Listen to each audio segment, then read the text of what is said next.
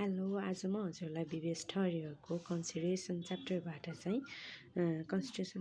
Consideration भनेको के हो भन्ने बारेमा चाहिँ भन्न गएको छ, जसमा चाहिँ हाम्रो कन्सिडरेसन भनेको something in return of something हो। यसको मिनिङमा हेर्दा चाहिँ when someone promise to do or not to do something from somebody else he say also need the some return from the other party is known as consideration. Consideration consists of the promise or performance that the parties to contract actions with each other, i.e. example in the terms of the monetary base. Consideration is the recompense given by the party contracting to other. यो चाहिँ black स्टोनले दिएको definition हो। अर्को चाहिँ consideration is the price for which the promise of other is bought य backlog. अनि consideration means something which is the value in the eyes of the law justification and an agreement made without consideration is void. अनि चाहिँ यो consideration बिनाको agreement चाहिँ void हुने गर्दछ। No consideration no contract section 25 अनुसार चाहिँ नो कन्सिडरेसन नो कन्ट्र्याक्ट रहेको छ। यसमा चाहिँ हामीले फर्स्टमा चाहिँ हामीले टाइप अफ द कन्सिडरेसन हेर्छौँ, जसमा चाहिँ नम्बर 1 मा रहेको छ past consideration. When consideration for a person promise was already given in past time, i.e. before the date of the promise is known as past consideration. Past consideration भनेको यस्तो consideration हो जुन चाहिँ हामीले प्रमिस गर्छौँ कि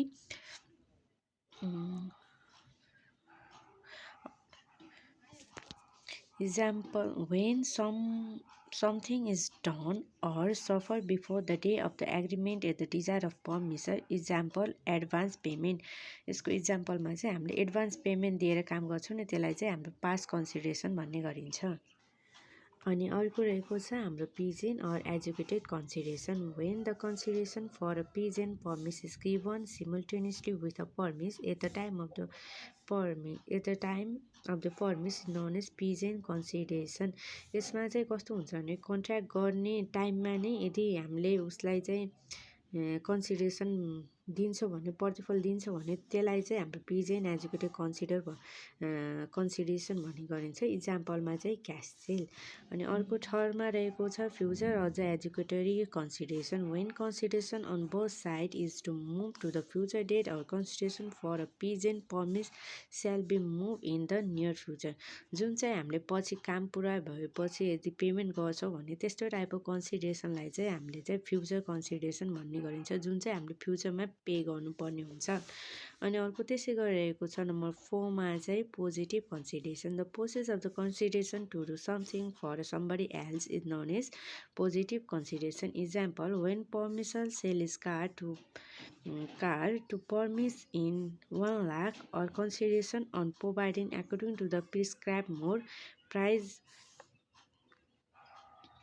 प्राइजमा केही चेन्ज आउँदैन नि त, एक्ज्याक्ट पैसा नै हामीले पे गरिन्छ भने, एक्ज्याक्ट कन्सिडरेसन नै हामीले पे गरिन्छ भने त्यस्तो टाइप्स अफ कन्सिडरेसनलाई चाहिँ हामीले पोजिटिभ कन्सिडरेसन भनिन्छ। त्यसै गरी हाम्रो नम्बर 5 मा रहेको छ negative consideration. When somebody promise not to do something from somebody else is known as negative consideration. When bank manager gives some amount for not to do in a competitive company is known as negative consideration. जुन चाहिँ इक्जाम्पलमा भन्नुपर्दा चाहिँ हामीले काम नगरे पनि amount receive हुन्छ नि त, त्यो टाइप अफ कन्सिडरेसनलाई चाहिँ हामीले नेगेटिभ कन्सिडरेसन भन्ने गरिन्छ।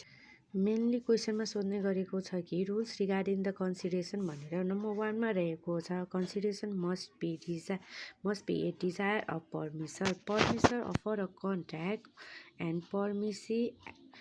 permissive offer the contract and permissive accept the offer. Only permissive decide about what types of consideration determine. Action must be at the desire of the request of the permissive. If such action is at the desire of the third party or is done without the consent or desire of the permissive, then it is not a consideration. Example, in tuition institute offer the economic teacher, but he always teaches low, then he she unable to consider because it is not according to the permission. यो चाहिँ यदि एउटा tuition हलमा चाहिँ economics teacher चाहिँ offer गरेको छ होइन, इकोनोमिक टिचर चाहिँ अफर गरेको छ हो, तर त्यो टिचरले चाहिँ ल पढाउने टिचर हुनुहुन्छ भने यदि त्यो ट्युसन पढ्ने स्टुडेन्टहरूले चाहिँ म पे गर्दिनँ भन्न पनि मिल्छ, किनकि उनीहरूको पर्मिस अनुसार चाहिँ उनीहरूले चाहिँ इकोनोमिक टिचर खोजेका थिए, तर कन्ट्याक्ट गर्दा चाहिँ इकोनोमिक टिचर नै आउनुहुन्छ भने त्यो चाहिँ ल टिचरले पढाउँदा चाहिँ त्यो टाइप अफ कन्सिडरेसनलाई चाहिँ हामीले चाहिँ रुल्स रिगार्डिङ यो चाहिँ कन्सिडरेसन होइन, it is not according to the permission. अनि त्यसै गरी consideration may be given by the permissive or any other person. The majority case, the consideration may be not given by the permissive if there is absence of the permissive, he, she, appoint her relatives or known person of permissive. Court also mention that consideration also may be given to the instancer in absence of the permissive. त्यसै गरी number 6 मा रहेको छ consideration may be positive or negative. पोजिटिभमा चाहिँ the person does something at the express wish of promisor. A person may promise to do or not do something for the promise to do or not to do something in a return of the consideration. Example, a promise to give Rs 10,000 to the B. If B stop smoking, it will be the positive consideration. अनि number 4 मा रहेको छ it may be past present or future when the consideration of a own party was given before the date of the permissive made call the past consideration. It must be at the desire of the promisor. Consideration which is move simultaneously with the promise is known as present अथवा executive consideration. When consideration is moved toward the future date is known as future executive. If A promised to sell the 10 quintal of rice from the coming crop at the 800 per quintal to B, B promised to make the payment for the same within a week of the receipt. It is known as future consideration. And it need not be adequate. Consideration need not to be adequate nor the equivalent to the promise. Example, A agreed to sell his watch or 1,000 for Rs 10 only. The consideration is valid through the inadequate as there. If the something or the value is given by the buyer, agreement must be benefit for the both parties, but law does not clearly define adequate level. Number 5 मा रहेको छ consideration must be real, not an illusory. It must be the real or of some value in the eyes of the law. It should not be physically impossible or illegally or illusory. Example, to make a dead man alive, consideration may be able to convert into the monetary term. To validate the contract, all consideration may be clear. Number 6 मा रहेको छ consideration may be lawful. Consideration given to the agreement must be lawful own. It must not be illegal, immoral or opposite to the public policy. It must not be unlawful if it includes the illegal term. It is valid in the eyes of the law. Number 7 मा रहेको छ consideration must be certain.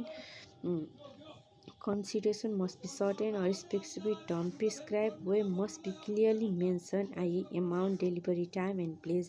हाम्रो consideration चाहिँ must certain अथवा specific टर्ममा चाहिँ हुनुपर्छ, जसमा चाहिँ हामीले क्लियरली मेन्सन गरेको हुनुपर्छ. त्यसमा एमाउन्ट, डेलिभरी टाइम र प्लेस चाहिँ क्लियरली मेन्सन गरेको हुनुपर्छ. It must not be impossible. Those consideration must be unlawful and illegal if it is not. It should not be impossible. Example, deal with the dead party, destroy of the good delivery, such as consideration come under the impossible to perform. On number 9 मा रहेको छ consideration must not be pre-existing obligation or duty.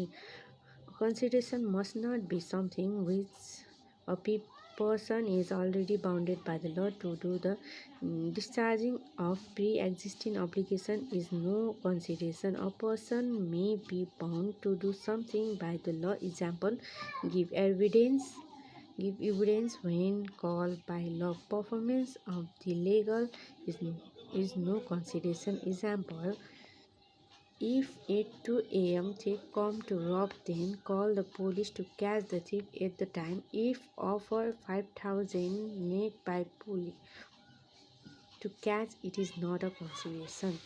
Number 10 मा रहेको छ, it must be something of value. It must be something to which law attach a value. It not needed to be adequate to permit for the validity of the agreement. And number 11 मा रहेको छ, it should not be benefited the permit himself.